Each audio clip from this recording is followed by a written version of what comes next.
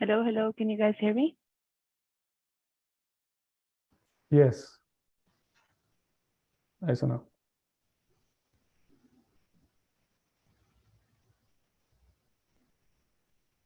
Did you hear that response, Sana? Yes, can you hear me? Yes, we can hear Yes. you. Okay, perfect. I was just switching around my headset settings.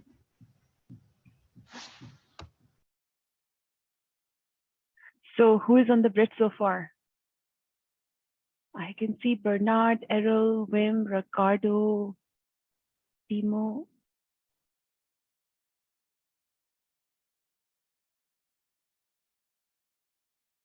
There's about Okay. 16 of us. Yes, that's perfect. I will quickly sync up with Kaushik, and I will give it one more minute, and then we can dive in.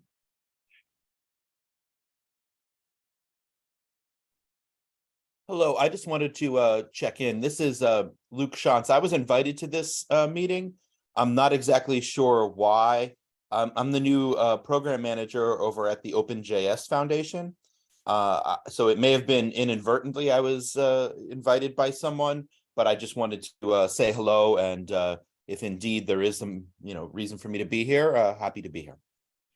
Welcome here, Luke. This is the nephew SIG for the requirements and architecture group, where most of the telcos are actually contributing their voice on the roadmap of nephew. I have no idea who invited you. If you want to stick around, this is open source community, you can stay around. If you feel the agenda of the meeting is not relevant to your work or your interests, you're free to leave. I don't know who invited you or what would be the reason behind that. Could this be Kurt, who invited the meeting to you, or he organizes a lot of Linux Foundation projects, and sometimes it could be that he wanted to invite you to something else and he invited you here in this meeting. So double check with Kurt. And I will also check with Kaushik if he wanted to invite you for some reason. But I'm hearing from Kaushik that he will not be attending today's meeting. So I will lead, and then we can get started in a few minutes. Sounds good. Thank you. Awesome. So welcome everybody else. We can get started now. I'm hearing from Kaushik that he has some conflicts with this session this time, and we can start with the recap on what happened in our Nephew Summit. And I have a large sheet of topics that we need to cover for presentations in the next few sessions, and I was thinking we should organize on bringing some of those topics up for discussions. That's one of the things on my mind that I wanted to take care of. And the other thing is we need to find a better time for these meetings, because it's a early morning time slot for Monday. And I will probably throw this out to you guys and find out if there is a better day of the week that suits most of the people's schedule, and we can move the meeting to maybe a Wednesday of the week, if that works for everybody. Does it sound like a good agenda for you guys, or there's something else pressing on someone's mind which we must discuss in this session?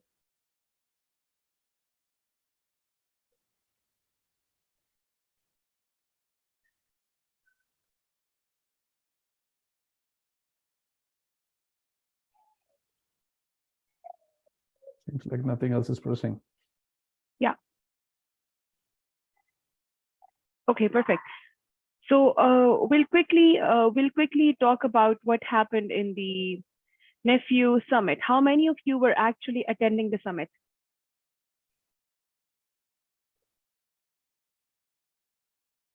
So you guys can speak. Actually, I'm trying to make myself full screen. I can see Vishwant raise hands, and Hi, Simon. Yep, I was there. awesome. John is here.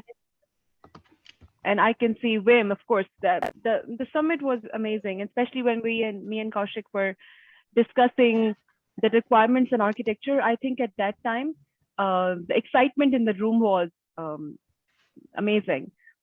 We discussed the short-term roadmap items, and when we got to the point where we were discussing the long-term roadmap items, I think that became quite interesting, because half of the room was actually from people who had deep experience and work.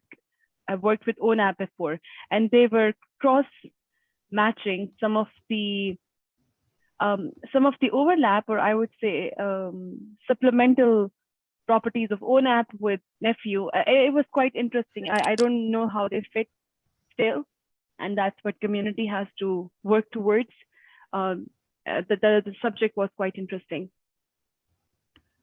So the ones who are not fully caught up with, I was thinking, why don't I bring up that one slide and take the feedback from this group into the discussions that we had. And we had a lot of open questions, and I remember some of them, and I can take notes on that and see what the community's direction looks like on those ideas. If you can give me one quick sec, I will bring up those slides and maybe we can give that. Hey, Sana, this is Abhishek from Verizon. I just wanted to know, what is the short-term or mid-term and long-term deliverable of Nephew? Like, what are the deliverables that Nephew community is planning to give, to the broader community? Yes, so Can- if I bring up those roadmap slides, you will be able to see there is a short-term Nephew goal, and then there is a long-term Nephew goal on the slides. And then besides that, there is also a requirements tracker that we have gathered from everybody's input. I can give you access to that. Take a look at that. And it would be nice if you could include Verizon's input into that sheet as well, because you Sure. guys just started recently taking interest, and I have heard that you guys want to present on a topic as well. Yep, that Gene from our team is looking into that. That's right. Yes, Awesome. yes. I'll open up the agenda tracker and we can look into that as well. When would be the best time for us to get his presentation to the community? It's on the tracker, but we'll just shuffle around the times for that.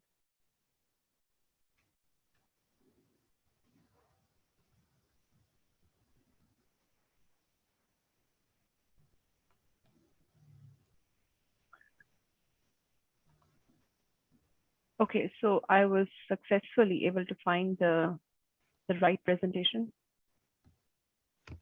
I'm going to share this on the screen.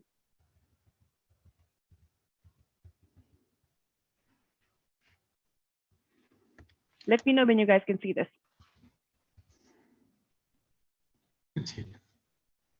You guys can see this now? Yes. Okay. So this is what myself and Kaushik presented. And this was the so far update on what we have done in these community meetings and how we are moving forward. So the important documents were finalized and published to the communities, and if your design principles, the links are all up and I shared with everybody. And the requirements document had contributions from 8 companies, and I'm hoping that Verizon has access and hopefully they can also contribute. Let us know if you don't have access to the feedback document. And then we had the targeted release for R1 user stories, and the links are all in this presentation. I will make sure the presentation is shared with everybody again, so that you have a quick access to it, to the links and to the summary. And this was something Kaushik covered, the design principles. We extracted that from the design goals and design principles, and we summarized that, and we went over this again. I'm not going to go into the details. I have seen this many, many times, and I think we're all aligned on the basic principles on how we are achieving the cloud native model in our automation. Now, this was the focus for R1, the 3 user stories on the free 5GC.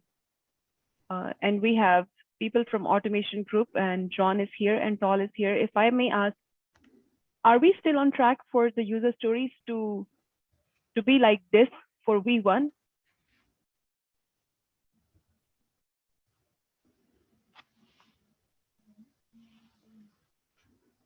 John, Tall, can you guys comment? Oh, sorry, can you repeat that?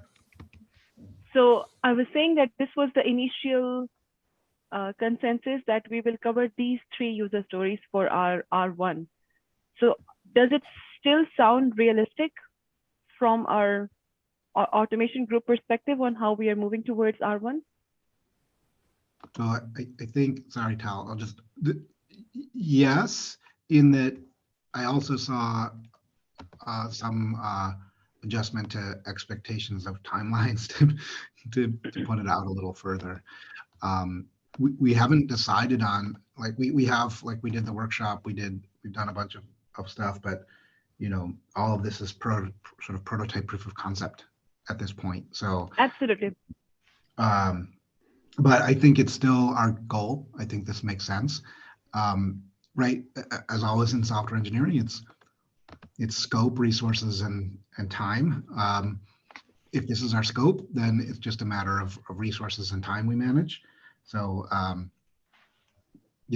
this point, we're still going for this scope. I'll just say that. Sounds good, John. John, I believe what we worked on the workshop, the user story 1 was already covered, right? We were able to deploy the free 5GC network functions, user claim and control claim. SMF isn't there yet, and AMF isn't there yet, but we were able to do UPF. But again, it's proof of concept code. But yeah, so it's not production level quality. I mean, maybe Okay. B1. The idea would be B1 would be, but certainly at least it's nowhere near production level quality. Let's say. Okay. So. Okay, that sounds good. I'll add to this that this is a very high level. So sure, know. we can do this. The question is, the devil is in the details, right? So certain aspects of this could be delayed to later. That is, we would have to divide this into milestones and really delineate these stories in depth.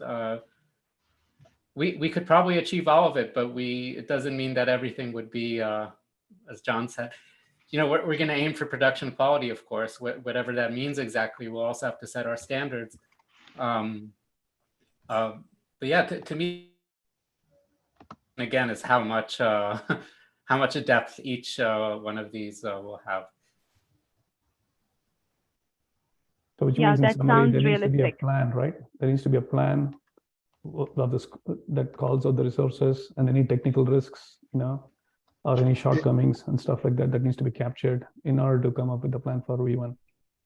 Exactly. So I think that our goal in the automation group and really in the 2 SIGs, 3 SIGs together will be to evolve that plan so that maybe we can hit hopefully by over the next couple of weeks, so that after the holidays season we can kind of hit the ground running and have resources lined up and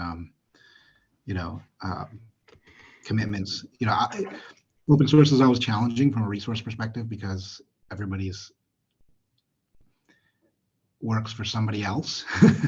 So it's I mean, in the workshop, the team, the community, people jumped in and contributed and did amazing work and made this thing happen. And so I'm very hopeful and positive that we can do this. But it'll come down to what resources different companies are willing to commit in order to make it happen. And so we need that plan. We need to understand what that resource commitment needs to be. And so that's going to take another couple of weeks, but I think we're making good progress on that because of all the proof of concept, and having this written down, frankly, is really, really helpful. Yes, John, that makes sense. And if I may ask one last question on this slide before we go to the next roadmap, long-term roadmap slides, because we of course have separate discussion on the R1. How is the free 5GC functions in terms of when you're working with the vertical scaling and the horizontal scaling? How flexible are the functions themselves to allow some of these user stories to be successful?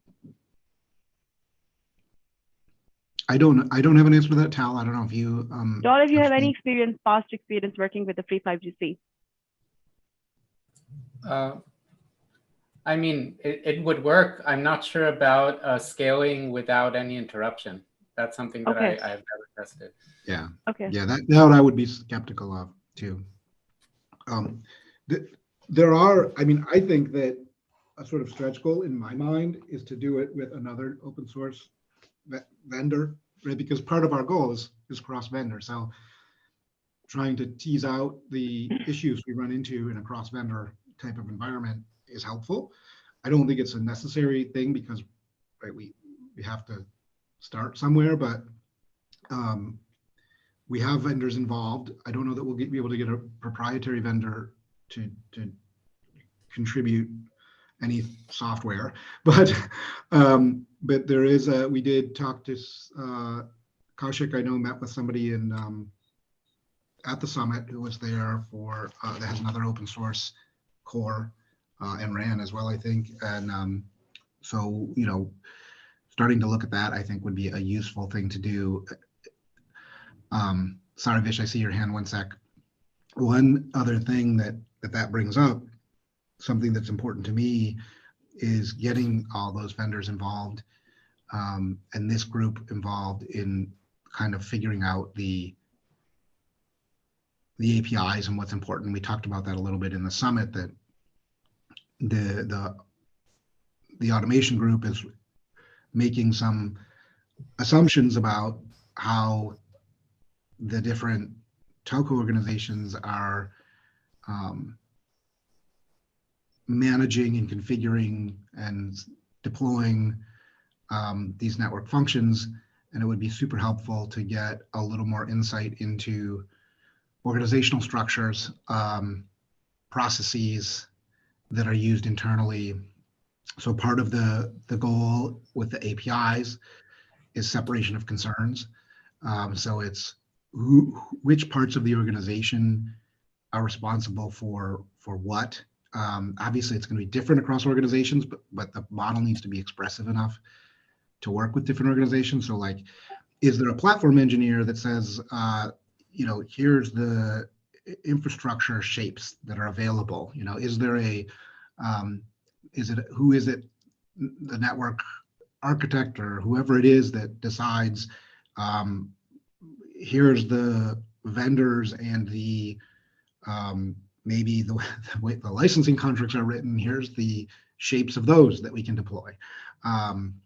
Here's the, you know, this one scales best by giving it more CPU, this one scales best by giving it more replicas, or this one is going to saturate the NIC with this many CPUs, so you need to spread it across multiple nodes or multiple bonded NICs, or like, there's all kinds of questions. And the question isn't so much how we do that in detail, it's almost more around what are the organizational structures that make those decisions, so that we can structure the APIs so that each organization can have control over their domain and the other organizations can just sort of consume the things that they make available. So that's something we really need this group to help us understand.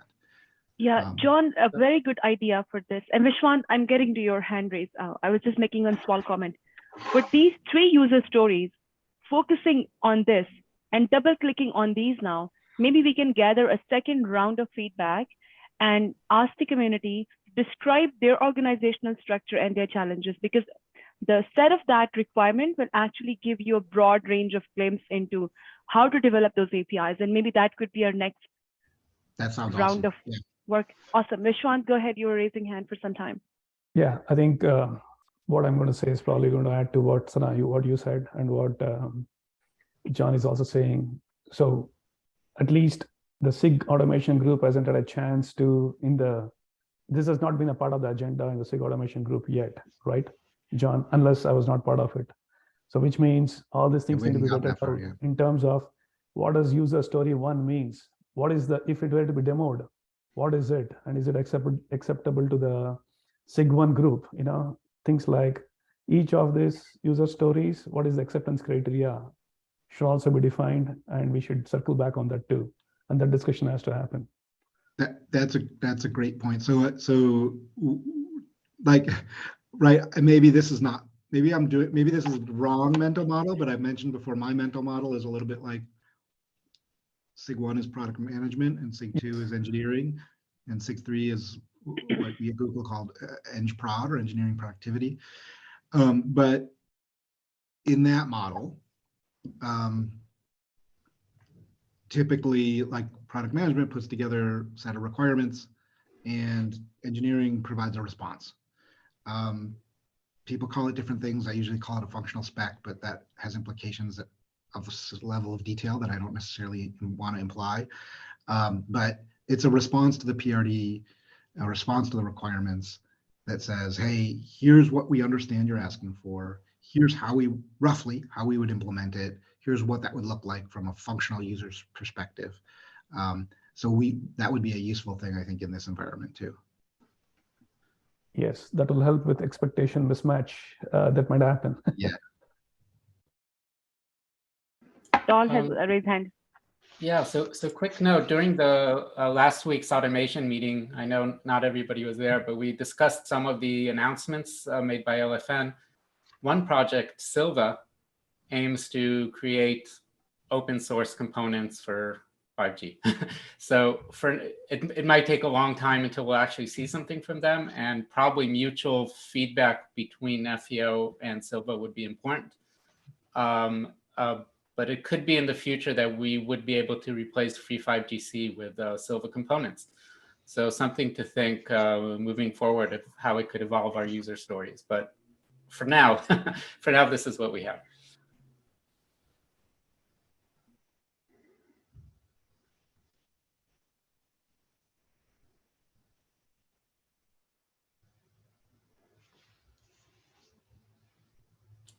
Sana, if you're speaking, you're muted.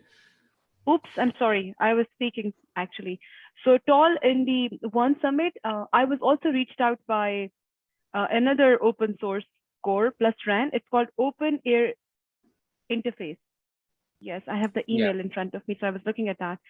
So they are actually asking me to see a presentation with them. And I don't know what that core is. I have never heard about that, never seen. Anybody has any idea what this is? Yes, they've been around for a while. I don't think they do the whole, I don't think they include a core as well. I think they're more towards the radio side. So what they told me is that they have end-to-end stack, RAN, core, network, and RIC/E2 in their open source project. Okay. And a lot of universities are using that for their research work as well and contributing. Yeah, it is very similar to what the free 5GC is, but on the RAN side. So I think they even have a 5G stack with a CU/DU split, and even now I think, because I met one of these guys even in the ORAN summit, probably Naveed or some, I forget his name, but yeah, they also are trying to work on a 7.2 split right now. So that's what he said. So. Okay, so that's what you know about this. Yeah, I worked with this tag before, but more from an LTE perspective. So I mean, you can literally take the RAN and kind of make it as a black box. You can have your USRP and connect UEs to the RAN system, right? Okay, perfect.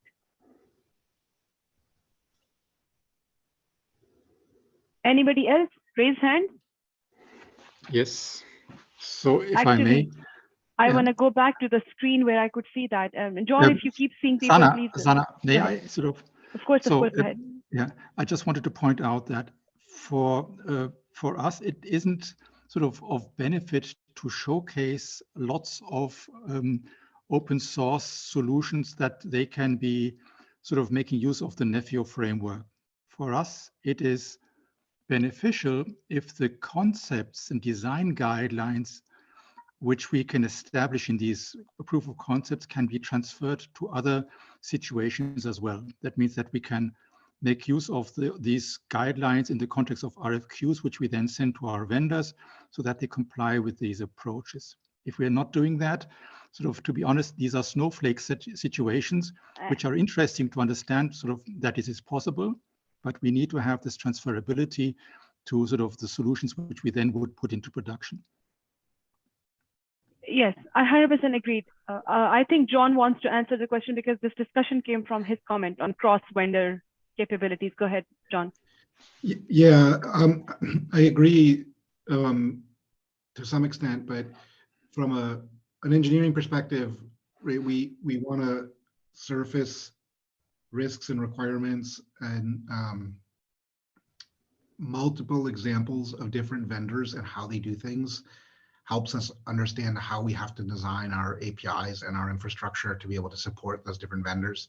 So it's not so important that we demonstrate a full working stack in different ones. It's that we build in the expressiveness in the platform that it can handle those different stacks. And so examples of them. So the great thing is we have Ericsson and Nokia and other vendors here and interested. And so we don't only have open source stacks to deal with, which tend to be more academic, but we have real production grade workloads that we can work with. However, those are proprietary workloads, much more difficult to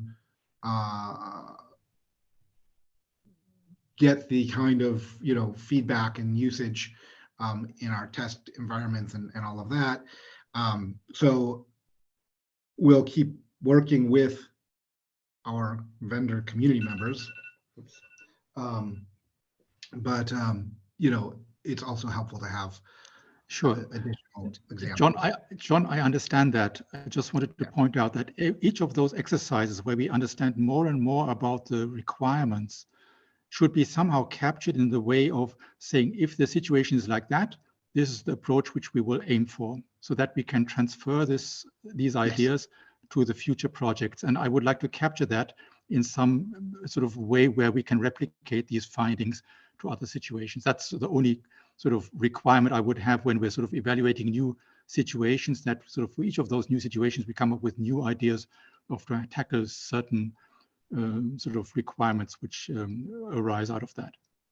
Right. Yeah. No. Totally agree. I think that makes sense. Bernard, on one of the design principles, I had an open question, which was basically similar to what you are saying.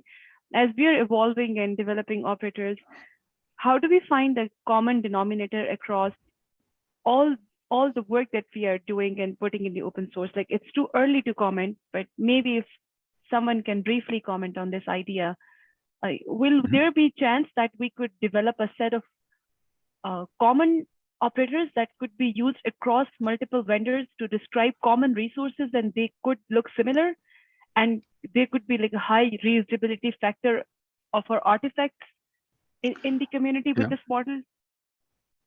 So those are the things which can bring operational simplifications. Go ahead, please. Yeah. If I may comment, so there are certain ideas which we have in our minds currently. First of all, sort of one approach is to sort of try to structure the lifecycle management procedures in the sense of, if we've got a sort of a common sort of a basic understanding of the state transition diagrams or sort of states which sort of a CNF, for instance, could have, then we could sort of align the sort of the description of what kind of operations the operators would be able to support. That would be one dimension. The second dimension being, if we can try to understand what types of dependencies we need to account for, then we could try to possibly categorize these dependencies and come up with sort of best practice policies of how to handle those, be it in the sort of pre-API phase or during the runtime phase. And these sort of would be the two approaches sort of where we would like to sort of invest from our side, sort of a little bit of more design thinking, and say sort of, would it be possible to capture these requirements in the CRD descriptions in a well-defined way? Could we reflect those in the operations with which the Kubernetes operators would be providing? Could we reflect them in the KPT files in a specific way?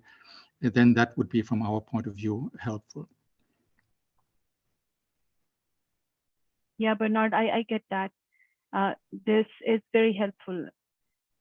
And how do we continue to work in a way that we could extract the commonalities and drive some of the vendors' RFP requirements?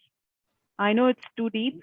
And what I'm trying to get at is that how do we find the process in which we continue to do that? It's not like I'm trying to find the answer to all the questions, but how do we drive the community and our efforts moving forward in which we are able to actually move in this direction?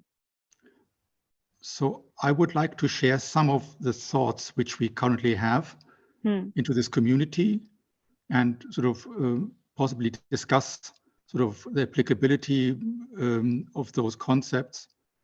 And maybe it could serve for a sort of a even better understanding in the group of how we can come up with sort of a comprehensive solution here. I'm not saying that sort of the ideas which we have are fully fledged and sort of will work and sort of address all aspects, But we hope that we can sort of, with these ideas, address at least 80% of the typical bread and butter types of lifecycle management operations. Awesome. So Bernard, do you have a topic on the agenda list?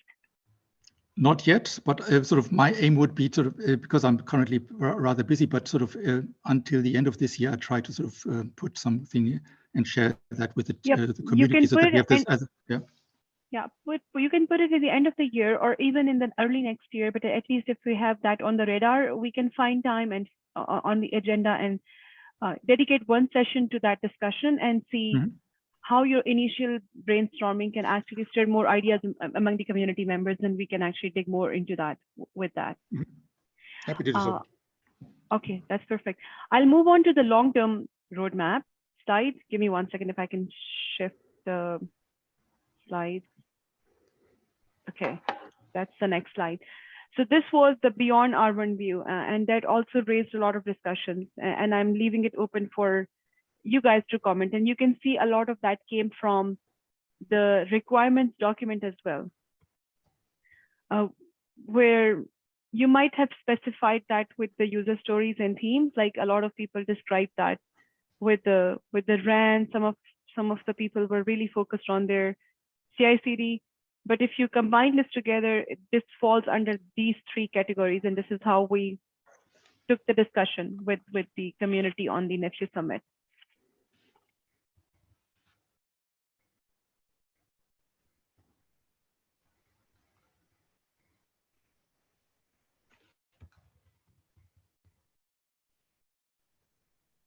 So a lot is not done here. A lot is evolving. The user stories on the very left-hand side has a lot of untouched themes in it. For example, wireline, transport, RAN. We haven't even gone there. There were also some ideas discussed during the session that there could be parallel working groups working on different user stories at different times. To me, it seemed like a very strong idea, because I could see that there might be a situation in which maybe vendors start contributing code who want to accelerate their RAN development, and we might have a parallel contribution happening in multiple domains. So that is up for discussion still with the broader Nephew community. John can take it internally within Google team as well and can explore the possibility of doing it. But I think Kaushik and Kandan, when I was discussing with them, that seemed to be a very strong idea for the future when the program matures to the point where this can actually happen and can be executed, maybe after R1. Yeah, after R1, I think that's definitely possible. But right now, it's sort of like we have to build out enough of the underpinnings first. That's right. So that there is a direction to follow, to be followed by the other user stories in a certain way. And you guys are just building that road at the moment through design principles and goals and the very fundamental starting code. And we did talk about some other very interesting ideas around Helm and Yang to Nephew CRD converters. And that discussion was quite heated in the summit. People are very excited about this. And I do feel that something like this might get us a very strong momentum on developing more operators in CRDs and putting that into the Nephew, because this is talking about brownfield.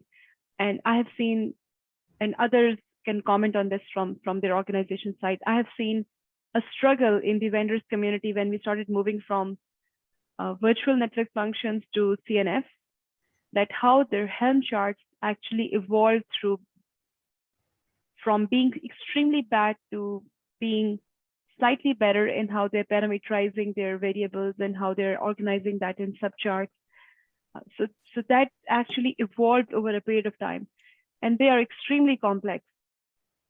So thinking about that and then finding a situation in which we could transition that to the Nephew construct, a parser or a converter like that, even if it doesn't do everything, even if it is not 100%, maybe if it does the work of like 50, 60%, I'm being realistic, that could be actually a very big help in moving forward with attempting to do some of the most difficult functions and their conversion into the Nephew construct.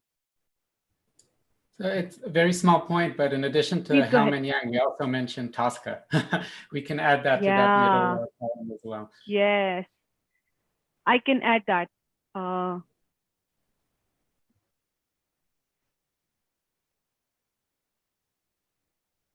So does that sound okay to you, Tol? Sure. Yang is also capitalized, by the way. Yeah.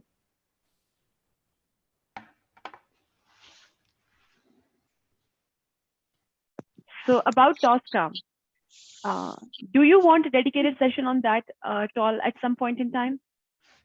I can definitely do that. I'll Yes. also mention that within the Tosca TC, we've talked about Nephio and the potential implications. It's something that people in the Tosca community would like to understand more and participate possibly. And I think for the broader team to develop a better understanding on especially what Tosca 2.0 is bringing and how that can actually do better than what we are doing with our existing Tosca today, I think, Tol, that would be a very interesting discussion. If you don't mind, put this as an agenda topic as well, and I think we can cover one session on Tosca in one of the future meetings. Absolutely. I will also set up a presentation, not just by me, but by other folk in the Tosca community who would. Okay. Yeah. That I'll would do be that. very informative, very, very interesting. So we'll get to the agenda tracker before we lose time. Maybe I'll spend 5 more minutes here on this, and then we can go to the agenda tracker and make sure that everybody has their voice on that. The very third column on the group is basically a way for us to evolve Nephew into how our existing brownfield orchestration systems look like. And a lot of feedback into this is taken from the own app project as well, building design studios or UIs and APIs to take Nephew to a level where a broad number of people can actually work on it and operate and can develop basically network functions and deploy them and can stitch them and use them. That degree of maturity, I think, will actually improve its adoption to the production grade and be actually supplemental to the existing brownfield or maybe replace parts of it. So I think that's third pillar, although we are too far from it at this point in time, but I think it's extremely important. And it also talks about a lot of other undescribed requirements, described requirements, but not touched in the session that people wanted to find out how would our Nephew project eventually fit into the broader ecosystem of orchestrations and network slicing and the evolving 3GPP side of the world. So the last bullet point on saying integration APIs to the MSOs in inventory systems, I think is going to target that.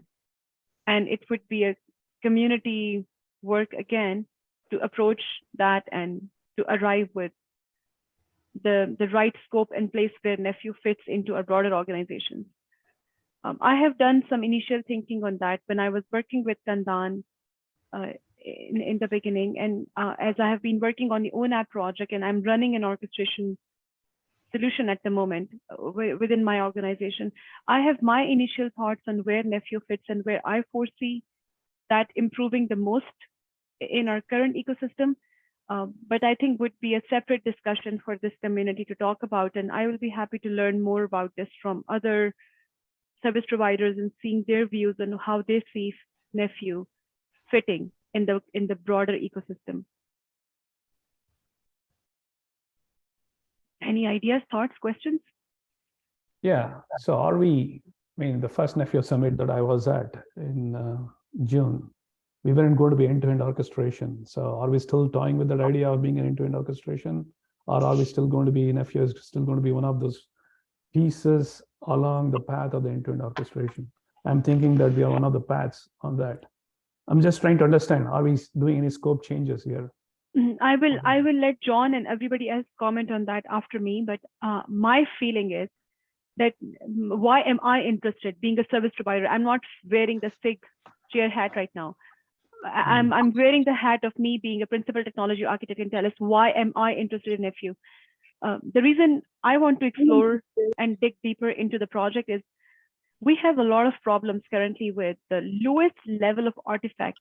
So we are moving from a abstract artifacts like written in Toscas, like our NSDs and our higher order workflows. And I find a lot of flexibility in how we approach and solve that today. I don't find struggle in writing those. The hardest struggle is at the lowest prescriptive level where these higher level templates are actually translating their intent into the execution state and where they're super close to the resources. I'm talking about the Helm charts, how complex they are and how difficult to manage they are, how heterogeneous they are moving from site to site. I was working with one vendor's Helm chart in the 5G core last week, and my group was trying to find out some values. And it was a new developer in the group and who actually was very strong with Kubernetes, but he was trying to understand that vendor specific application and their attributes. And it was such a large values file. There was 1,000 lines in that. And that did not make sense to him. I feel there is still a lot of work that needs to be done at the industry level and standardizing that very lowest level of your prescriptive artifacts. If Nephew can replace that layer for us and simplify that last mile, I think it's a huge win in itself. And if it has the possibility and momentum of growing above that, because adoption will help grow it further, then I see that maybe it can climb up the ladder and be more than that layer. Could become service orchestrator or could be more, but that would happen over a period of years. But to me, that lower level is the immediate next step that I see Nephew should solve, and that it, and I'm hoping that it would solve. Go ahead, Vishwant, you have raised hands and John has raised hands. So please go ahead. The same thing, I was asking the question. So that means I still hold the plan of record, what was actually said earlier in June, that it will not be end-to-end orchestration until it comes up in one of the SIG meetings and then the language is changed. It is more like a discussion or a brainstorming at this point of time, it seems like. But the plan of record is what it was earlier, that it is not going to be end-to-end orchestration, but it might change in the future. Exactly, Vishwant. That's still my understanding. John and Ravi, you guys have to comment here.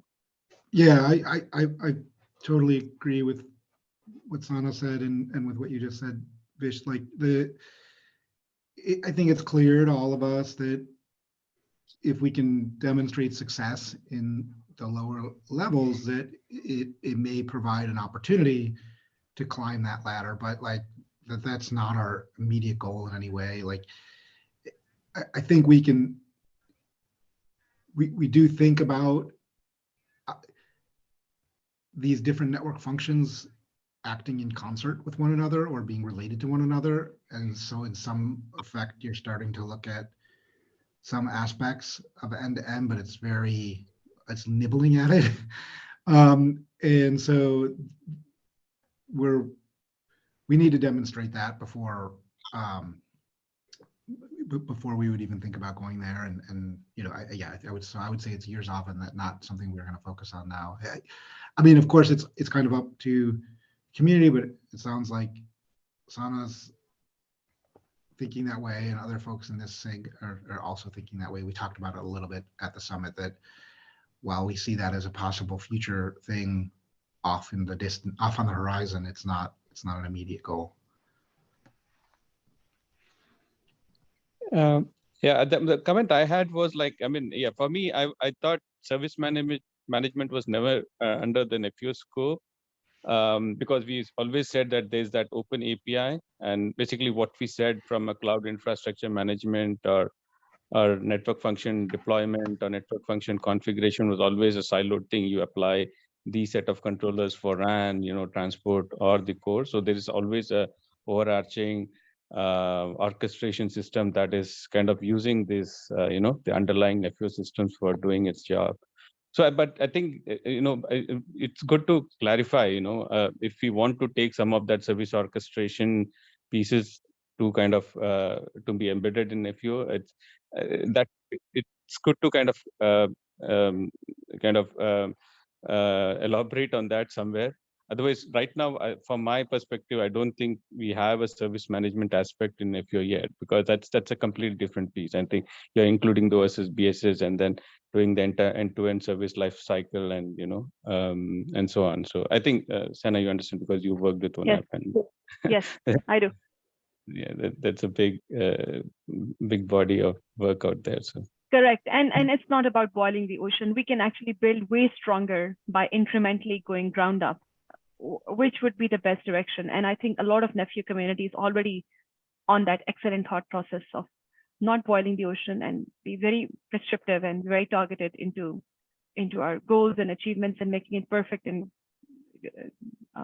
going up the stack stronger, which is my yeah. hope. Yeah, and Joel also, has- and within the current scope, it's good to show I mean, at least some kind of workflows that say, hey, how do you interact with something like ONAP today? Nephew is underlying, what is the basic workflows, and kind of these, when we talk about use case stories in terms of deploying a particular system, either a private 5G or, an urban kind of a 5G system or rural, whatnot, right? So it's good to show that what the current scope is from that open API perspective, and then kind of think about the evolution of it. Yeah. And that, Ravi, this question came up a lot, and I think this question came up in the Nephew Summit as well. I would ask you to check the charter of the Nephew on the Nephew website. If you see some of the very fundamental slides and the pictures there, when Kandan was working, probably, of course, with the rest of the Google team, they did that initial thinking on how Nephew is going to intersect with the other open source projects, because I think ARPIT would not allow a new open source project to come and compete with ONAP. So they did show those dotted lines on how this can supplement the ORAN and ONAP. So on a big level, like the big picture, the diagrams are all laid out there, and it's also included in the charter to show where the scope seems to be going in the beginning. So take a look at that. I was thinking from this group perspective to go kind of a level deeper. Basically, since we have, right now we have some working code and some CRDs.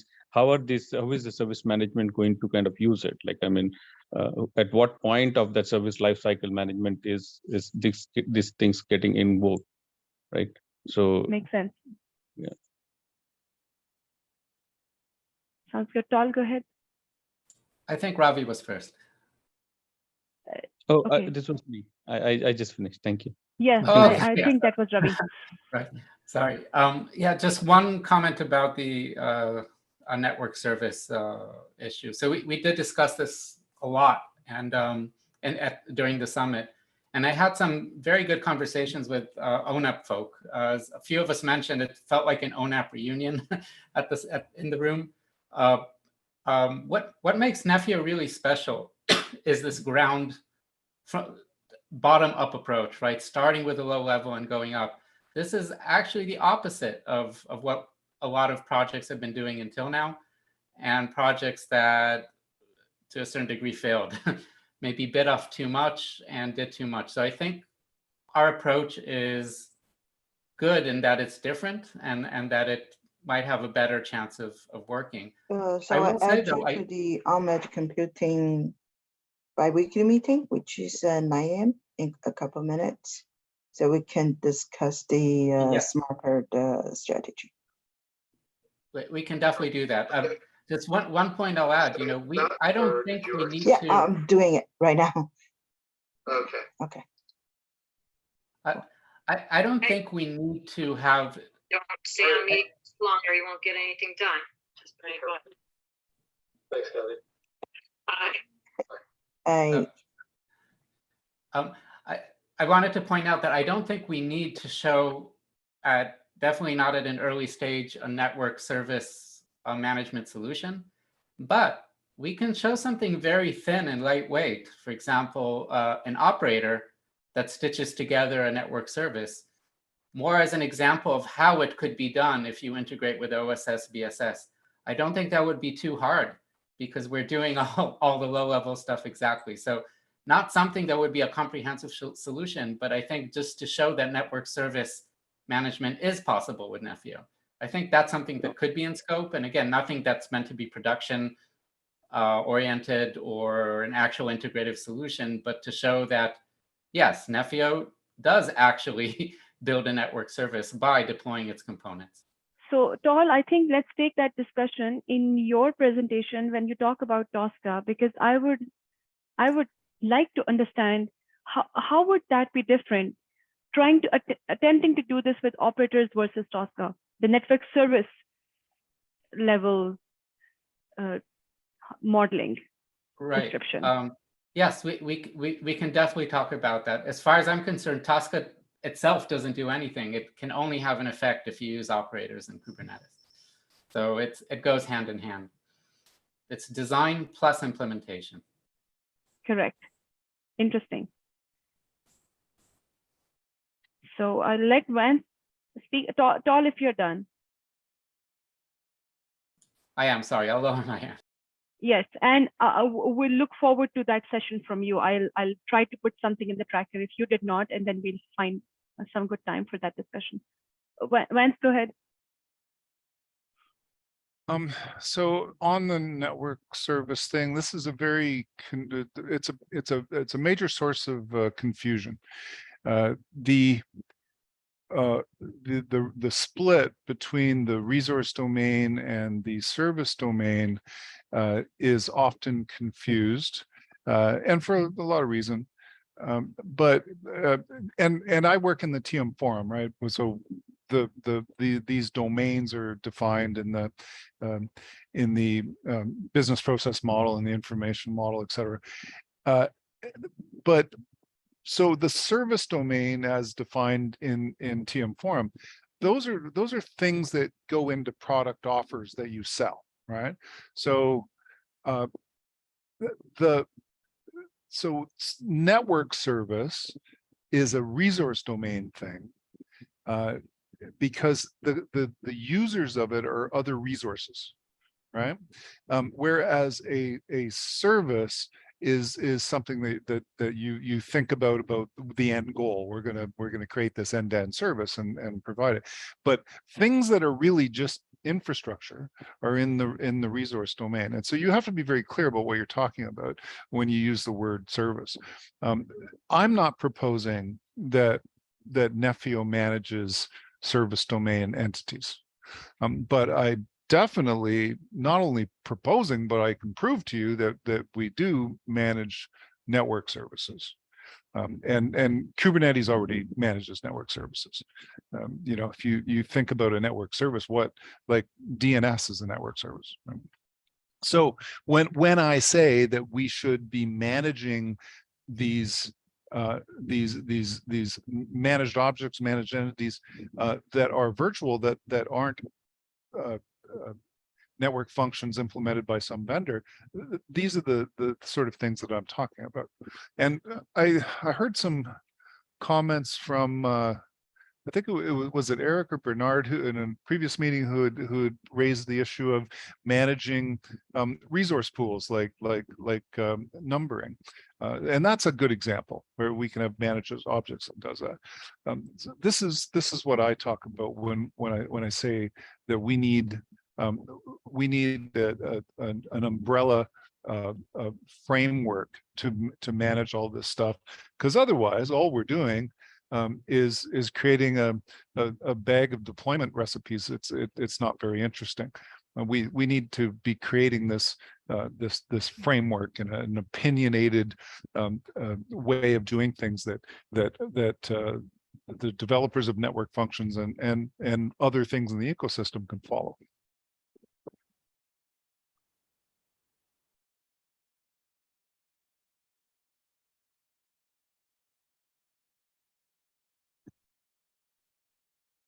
Can I jump? Oh, can I say Yes, something? yes, Yeah. yes. So I think, yeah, Vince is a very good point, because see, if I look to, okay, either service orchestration or network services and stuff like that, I think it's a terminology that is a bit used by different people in a different context, right? But I just wanted to reflect, we also touched upon resource identifiers. If you look what we did in the proof of concept to we touched upon some of these aspects, in my view. For example, one of the things that happened is we instantiated a network function. The network function needs an IP address, right? So that IP address was implemented as an independent service, which was giving that IP resource to the network function, and that it was consuming it. Second, also what we did, we touched upon a bit the transport, although it was not very visible, because if you look to the IP address was actually given to the network function in a context of a networking context, if I put the right terminology. So as such, we are already in the proof of concept that we're demonstrating, dealing with those aspects, as far as I can tell. And of course, the higher you go into the stack, they will be different, but you already see that we are not purely focused on a network function, but all its surroundings. And as a result, for me, that plays into network service scenarios. I don't know whether anyone has a comment, but that's how I look. I'll make a quick comment there. When you say all its surroundings, that's key to me. Like, these network functions have inputs, and there's different layers of inputs. And I think right now we're focusing on what I would call the sort of provisioning layer of inputs that we need just to get it up and running. And then of course the service layer tends to focus on that configuration, active configuration, ongoing runtime configuration of that function. And that's that third swim lane in our early slides that I feel is something we can provide the machinery for, not necessarily the overall understanding for anytime soon, but I also feel even that third swim lane is a very, very challenging stretch. And so my personal focus is still on the first two kind of swim lanes. Oh, for sure, yeah, for sure. Yeah. But all those create inputs. Like there is a set of inputs that have to go into that initial first two swim lanes even. Yeah, for sure. But what I'm trying to say is that what Bernard tries to call the principles behind, we are touching upon already the principles that sit behind these environments, because actually you could apply some of these principles that we applied in the POC at the higher levels, right? And if that pattern can be repeated, of course, we have found one of those things that that is a design, let's say, perspective that we can repeat. Yeah, agreed, totally. I think we're out of time. I think we are out of time here. Sorry. I have few questions on the slide deck that you presented in the first, right? So you had 3 tiles wherein you mentioned about the short-term plan, like to deploy free 5GC, right? Now, if I just want to double click on deploy LCM operation, then what are the deliverables of Nefio? Like say, if I deploy, it will be like either you want to categorize the LCM operations into basic LCM and advanced LCM. So in basic LCM, we are talking about instantiate and terminate operations only. And for instantiation and termination, we need to probably think of modeling the artifacts, right? Modeling the CNF application. So modeling is one more deliverable that we can think of, and then packaging as well, right? So what are the deliverables coming from Nefio community as part of the entire intent, like the user story one? Do you have that level of details? Yeah, that level of detail is not captured. And John mentioned that he's looking for some input from the community in understanding the organizational structure and the current challenges, double clicking on each user story and getting everyone's feedback. So I will send out an email to the community that there is already a requirements document that exists. I will create a new section in that, and the new section will invite ideas on double clicking all the 3 user stories and just gathering feedback on that, on how the existing organizational structures look like and how the existing challenges look like and what degree of detail do you want to capture. Give your feedback in that, which is one of the action items. The second action item here for me is to resend this tracker, and I have tried to add the 2 new latest topics that we discussed. One was a request from Verizon that they want to present the operators' best practices and use cases. And I have included Tosca 2.0 discussion. He has done some excellent work in the past on Tosca, and I would love to understand more from him on this. And I think Bernard also had a topic which I'm missing. If Bernard, you don't mind please go ahead and put a topic of your discussion here. Okay, will do. Thank you. We can work offline. I think we are over the time.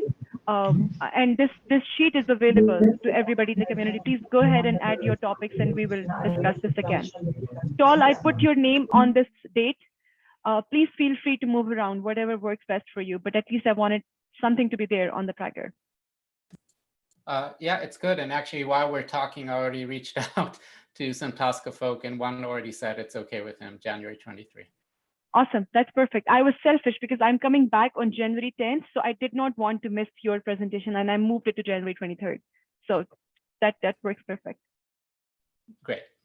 All right. Thank you so much, guys. We'll be in touch over the email, and I will send out some notes on what we discussed today so we don't lose track on that.